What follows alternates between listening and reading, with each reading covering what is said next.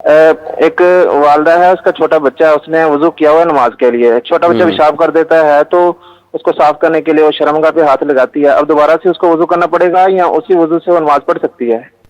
بچے کی پاکی، نومولود ہے، چھوٹا ہے؟ دیکھیں اس میں بھی بڑا اختلاف ہے، صحیح بات یہ اختلاف، لیکن صحیح بات یہ ہے آپ نے فرمایا من مس ذکرہ فلیتوضا، حدیث آ گئی نا کہ جس بندے نے اپنی شرمگاہ چھو لیا اس کو وضو کرنا چاہیے، یہ حدیث ہے۔ اب جب اپنے شرمگاہ کو ہاتھ لگانے سے چھونے سے وضو ٹوٹ گیا تو وہ کوئی اور ہے، چاہے وہ بچہ ہے یا بچی ہے یا کوئی اور شخص ہے، کہ اس سے وضو ٹوٹ جائے گا، کیونکہ حدیث آ گئی نا من مس ذکرہ فلیتوضا، اپنی شرمگاہ کو چھونے سے وضو ٹوٹ جاتا ہے تو کسی اور کی شرمگاہ کو ہاتھ لگانے سے بالخصوص ٹوٹے گا، تو صحیح بات ہے کہ اس کو دوبارہ کرنا چاہیے۔ اختلاف میں بھی احتیاط اسی میں ہے، نماز کا مسئلہ ہے تو اس کو چاہیے کہ وضو کرے تاکہ نماز وضو کر لینا چاہیے۔ جی میں حافظ صاحب ایک چیز ایڈ کرنا چاہوں گا، یہ جو حدیث ہے نا کہ جس بندے نے ذکر کو چھو لیا تو اس کے بعد اس کو وضو کرنا پڑے گا، غالباً حضرت ابن عباس یا کوئی اور صحابی ہیں، انہوں نے جب اس حدیث کو سنا تو انہوں نے ان کو جواب دیا، آپ فرمانے لگے، اس کا مفہوم ہے، اپنے کان کو ہاتھ لگایا، فرمایا کہ کیا مجھے کان کو ہاتھ لگانے کے بعد وضو ٹوٹ گیا؟ انہوں نے کہا جی نہیں۔ انہوں نے کہا میں نے اپنی ناک کو ہاتھ لگایا، کیا وضو ٹوٹ گیا؟ کہا نہیں۔ ہاتھوں کو ہاتھ لگایا، نہیں ٹوٹا۔ تو آپ نے فرمایا کہ جس طرح یہ اعضاء ہیں اسی طرح وہ بھی جسم کا ایک عضو ہے، اگر اس کو ہاتھ لگانے سے وضو ٹوٹ جاتا ہو تو پھر تو یہ وہ بھی جسم کا ایک حصہ ہے، تو بہرحال اس کو ہاتھ لگانے سے وضو تو نہیں ٹوٹے گا۔ اس کی دلیل انہوں نے یہ دی، اور جب انہوں نے یہ دلیل بیان کی نا تو آگے سے وہ صحابی جنہوں نے یہ حدیث بیان کی، انہوں نے کہا میں آپ کو حدیث سنا رہا ہوں اور آپ مجھے قیاس بتا رہے ہیں، تو آپ نے فرمایا کہ میں آپ کو حدیث سمجھانے کی کوشش کر رہا ہوں کہ وضو ایک ہے وضو لغوی، ایک ہے وضو حقیقی۔ وضو لغوی کیا ہے؟ کسی چیز کا دھو لینا، مثلا اگر کسی نے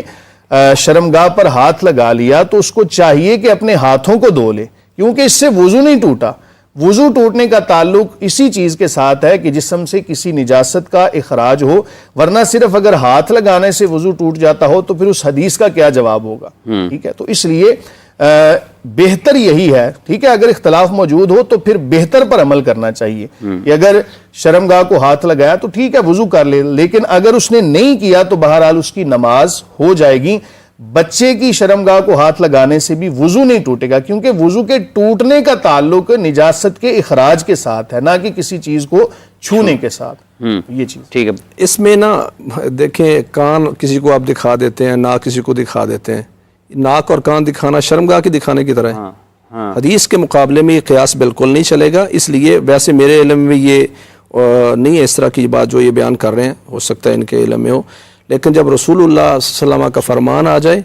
تو حضرت عبداللہ بن عباس کا ہی رضی اللہ تعالیٰ کا قول ہے،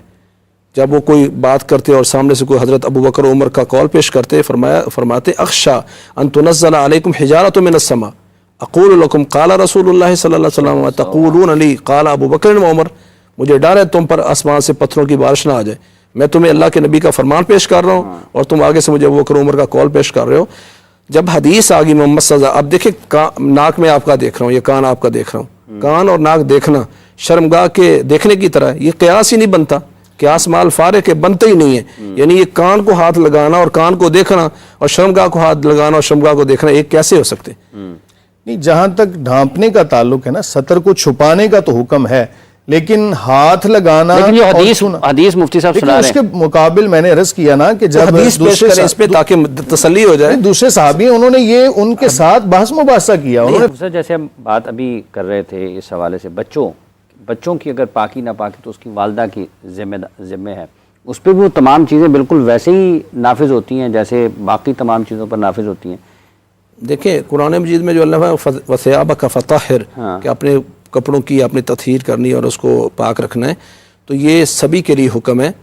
بچہ یہ کبھی مکلف نہیں ہے، بڑا وہ اس کا انحصار سارے کا سارا اپنی والدہ پر ہے، یا جو بھی اس کو دیکھ بھال کر رہا ہے، سنبھال رہا ہے، اس کی والد ہے، والدہ ہے، یا اس کی ملازمہ ہے، خادمہ ہے، کوئی بھی ہے، ہاں اس کو بھی پاک رکھنا چاہیے۔ اسلام کا یہ مطمع نظر اور منشا بھی یہی ہے،